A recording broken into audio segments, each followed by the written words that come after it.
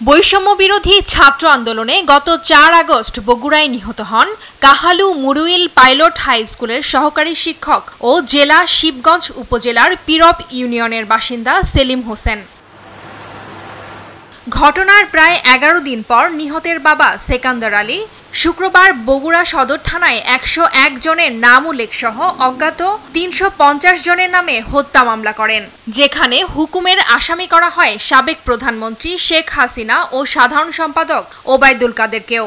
তাদের হুকুমে গোটা বাংলাদেশে আওয়ামী লীগ, ছাত্রলীগ, যুবলীগ সহ আওয়ামী লীগের সকল অঙ্গ সংগঠন এইসব কোটা বিরোধী যা আন্দোলন করছিলেন ছাত্র জনতা, তাদের উপরে যে নির্মমভাবে নির্যাতন করেছে, শত শত মানুষকে, ছাত্রছাত্রী জনতাকে খুন করেছে। মামলায় আরও আসামি করা হয়েছে বগুড়া জেলা আওয়ামী লীগের সভাপতি ও সাবেক সাংসদ মজিবুর রহমান মজনু, জেলা আওয়ামী লীগের সাধারণ সম্পাদক ও সাবেক সাংসদ রাগেবুল আহসান রিপুকে।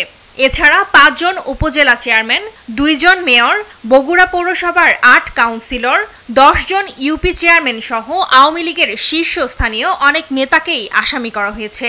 সাবেক প্রধানমন্ত্রী শেখ হাসিনা, ওবায়দুল কাদের, রাগিবুল হাসান রিপু, মুজিবুর রহমান মজনু সহ ১০১ জন এজাহার নামে আসামি দিয়ে আর অজ্ঞাতনামা আসামি সহ অভিযোগ দায়ের করেছেন। এই প্রেক্ষিতে বগুড়া সদর থানায় হত্যা মামলা দায়ের হয়েছে।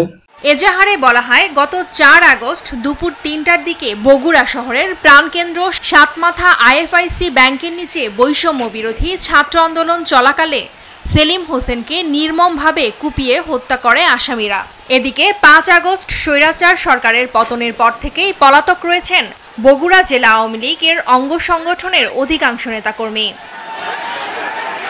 নিউজ ডেস্ক, দেশ টিভি।